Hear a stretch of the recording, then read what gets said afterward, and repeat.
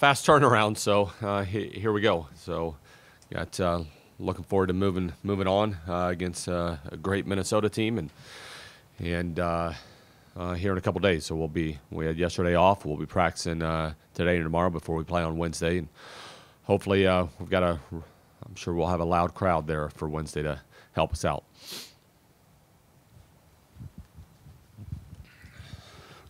Minnesota's coming off of a couple of tough matches from their end. We all are. Yeah, and you can relate. Big Ten. Yeah. Do you see a couple weeks ago they're number one and rolling, probably one of the two favorites or something? And what are teams doing against them, or are they just going through growing pains like everybody else? Yeah, I mean, Big Ten can humble you. I mean, those aren't. I want to say those are hard loss. I mean, any loss you're gonna take. You're going to try to find ways to get better, but those aren't embarrassing losses. I mean, that's the Big Ten can do that to you. I mean, those are the teams that they lost to, the teams that we lost to. I mean, those are teams that have Final Four talent and aspirations and ability, and those things can happen. So the big thing is, as I'm looking it's for anybody to go undefeated in this league. That's just, I'm sure I'm going to irritate two of the teams that are undefeated by saying that they're probably not going to, but it's such a daunting task. And, the more critical thing is just, are you able to just keep getting better? Can you bounce back after a loss or a tough match? And in our case, can you do it really quickly? It's you sit there and you look at our schedule, or you look at Minnesota. We've got the identical schedule right now. It's crazy. It's tough. It's challenging that we're in the middle of this. Our first 11 matches, we play against 7 teams that were preseason ranked above us. 7 out of the first 11. What were we, the 7th ranked team in the country? I mean, that's just that is insane, of that many matches against that quality of opponents. But then you're sitting there and you look a little bit further, and it's like, well, man, who would you rather have? There's not a whole lot of gimmies out there. It's just, that's what we've got in front of us. And so how's Minnesota handling coming off of a couple losses? Probably in the same way. Let's just keep trying to find ways to get better. Jay. What's the tougher challenge of these kind of turnarounds? Is it more mental or physical, or the same kind of challenge? Probably both. I mean, it's, our players probably felt like they let an opportunity slip away, Saturday night. And, back-to-back nights, and you're playing against a really elite team. You're playing in front of a really great crowd, loud crowd, and you feel like you have that right in front of you. You want to grab onto it, and so. But then there's that, the collective effort of, how many jumps and the toll that's taken on your body, of being able to turn around from that. It's both. I mean, this.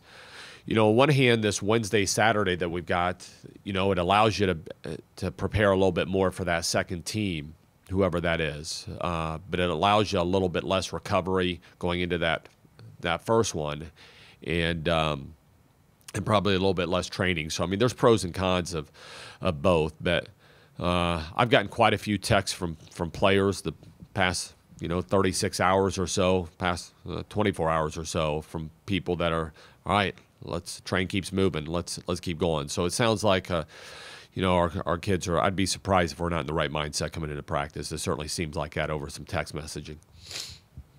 How did it slip away on Saturday down in Lincoln? I don't know. It's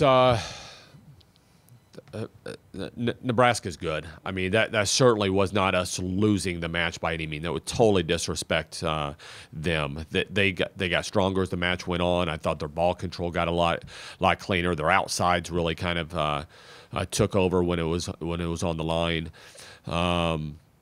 Game 4 was just a great match. We went a couple rotations in a row where we weren't able to grab any points because of a couple service errors. But you're playing against them. They're those things are going to happen at times.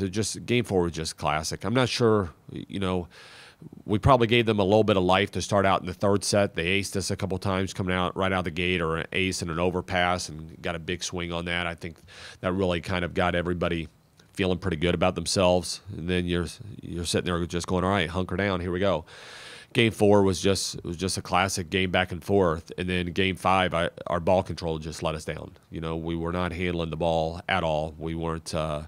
We weren't in any type of offense, and then when we were getting swings, we weren't going up there with the aggressive of trying to terminate. And I thought Nebraska came out, they controlled the ball, and they were finishing plays. They were going up there, really accelerating, getting big swings, getting their arms on it, and we were just in defensive mode the entire time. And I know you're a huge boxing fan, aren't you? Huge boxing fan. And so the biggest. If you're just back on your heels the whole time, you're going to have a tough time. Yeah, sure. Tyson was my heyday. So that was, watching those pay-per-view back in the days, of course. Well, you're way older than I am. No. Concerned about the production you're getting on the right side now? Is there adjustments, or are you going there enough? It's offensively, it was a tough match for Madison. There's no doubt about that. It's but there's been other matches where she's been really big. The night before, she hits 350 or something like that. Against Michigan, hit, I want to say it was over 400, but I could be wrong on that. And so the offense is what kind of jumps out at people. But on the flip side, teams are hitting at a very, very low percentage against us. The teams are hitting, I think, under 100 from the left pin against us. And in the 31, the quick, right between our middle and the right, they're hitting even lower than that. And part of that is a major part of that is Madison's ability to put up a good block, stationary block, and the defense can set up behind her. And so even Madison's one of those players that even if she's not scoring, and I'm sure she's as irritated about that as anybody, but even if she's not scoring, the ability of holding opponents down is really big, and she's probably the key to that whole department. And so, for most of that match that we were playing on Saturday, their lefts, they weren't lighting it up, and so it's not as easy as just saying, hey, you got to score better. What she's got to do is she can't let both parts go down. And I thought the blocking's been really good. The blocking's been great this season when she's been in the front row. And we'll just, I think one of the other things is I think, the tempo was a little bit off this weekend. We've been trying to quicken it up back there.